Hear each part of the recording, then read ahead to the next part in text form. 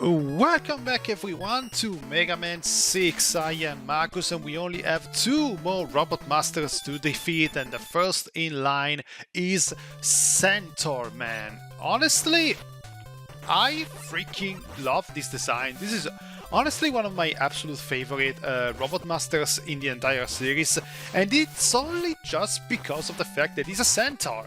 You really don't see all that much of this type of characters in the classic series. Usually the animal-like robots are more reserved to the X series onward with the Mavericks.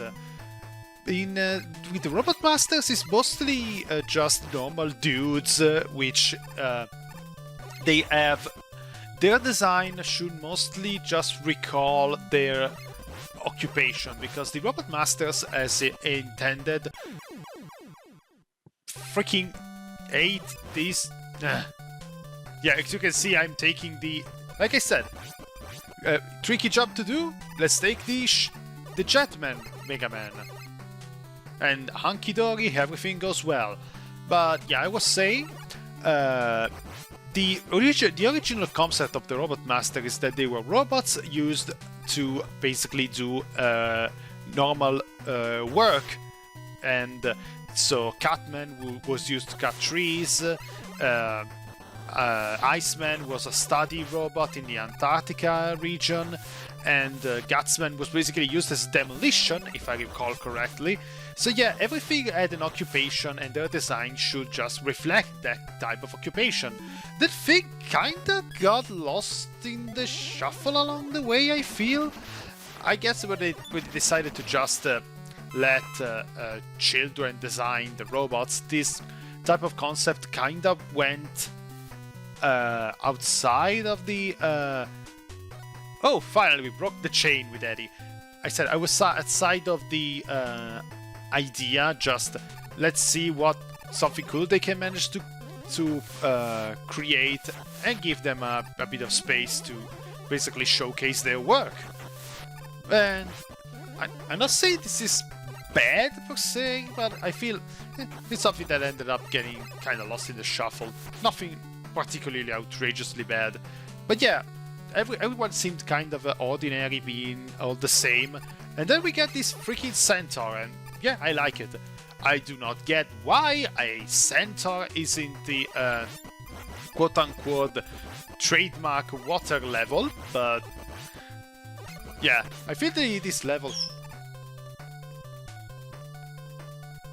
kinda shows a kind of lack of focus. I mean, the power of Centaur Man is supposed to be kind of one of manipulate gravity, kind of like Gravity Man. At least this is what we get from the fact that there was one section where the water was on the roof.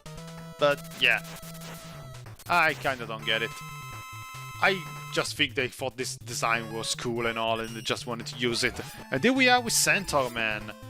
A very, very, very easy fight. If he uses his flash, it can paralyze you, and you are in the range of actually getting hit by his dispersive shot.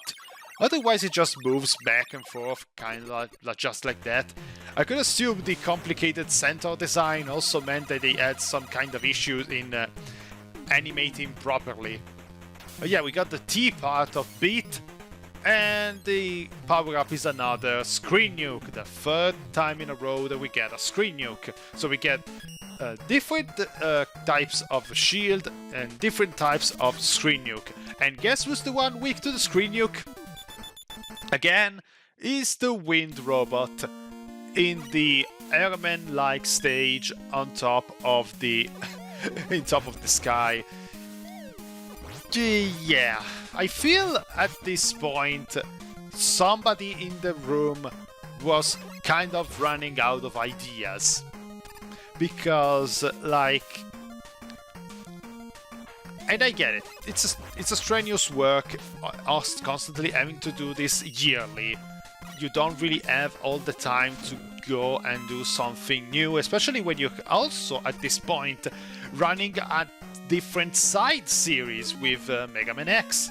and I don't know how the work was divided between the studios, but if the ones making classic Mega Man were also the one making Mega Man X, then yeah, I feel it's a lot of freaking work to put on your developers to just constantly create new games on two different side series. So yeah, I feel, as much as I like this game, I do have a feeling that either Capcom should have just, damn it, stupid propellers and your spike on the ceilings.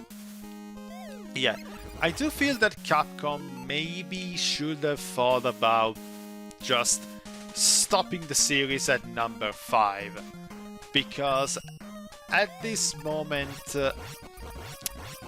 you can clearly see the a point of exhaustion, and I don't actually blame anyone in the room because of it. And honestly, like I always said, all the games in this series are on the NES are from good to great. There isn't one single bad game in this series of 6. It's just that once you get to the end, you can clearly see that something was kind of falling apart at the seams. Not it's not gonna be as bad as what will happen with another sub-series in this franchise if I ever get to it. But yeah, the insistence by Capcom of having Mega Man just being their yearly franchise ended up basically shooting this series a bit in the ass. For as good as the games are, something is missing the more you go forward. I cannot reach it. Please, I need some. I don't know why I had to go this back, because I could have just taken. I guess I wanted to take it as safely as possible. I have 9 E-tanks already, and we aren't even at the castle stages. My god. Which I do wonder who's gonna be the middle castle at this point, because if Dr. Wily was taking orders from Mr. X and we're gonna go straight up to Mr. X's castle, that means it's gonna be a lot shorter than usual. Are you actually buying this? But yeah, we're gonna see once we move on. Oh my god, stomping robots, go away!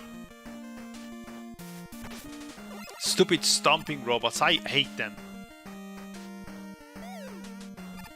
I sometimes end up wondering what would have happened if they decided to do Mega Man 6 and instead of keeping it on the NES, they just went on the Super Nintendo. How much it would have changed, how much better / worse it will be.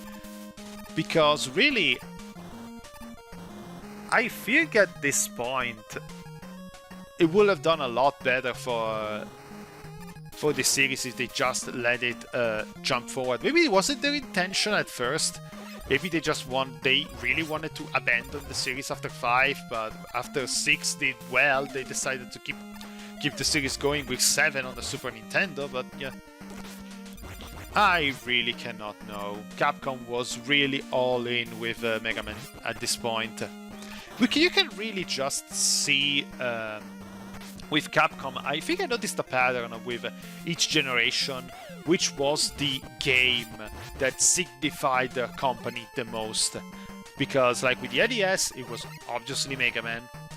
With the 16-bit series, I say it was Street Fighter 2, because like Street Fighter 2 was such a massive deal, and the Super Nintendo port was outstanding, especially Street Fighter 2 Turbo, so I'm confident in saying that.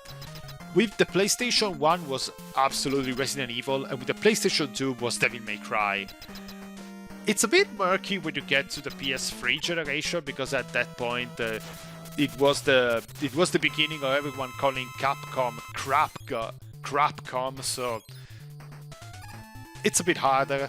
But yeah, I feel up until that point, it was very obvious which way the wind was blowing with Capcom and their games. And yeah, I didn't mention that much about the fight with Windman because it's exactly the same fight that we had with Gyroman. Just wait for a bit, spam your screen nuke, and everything will be hunky-dory. Yeah, probably one of the weakest aspects of this game. So at least the Windstorm, it's a very good weapon. It's another weapon kind of like the bubble lead that goes on the floor, but it's really fast and they can drain a life like crazy. But yeah, all the Roadmasters are done. We see you in the next part of Mega Man 6 where we start storming the castle. I am Markus, and have yourself a very nice day, everyone.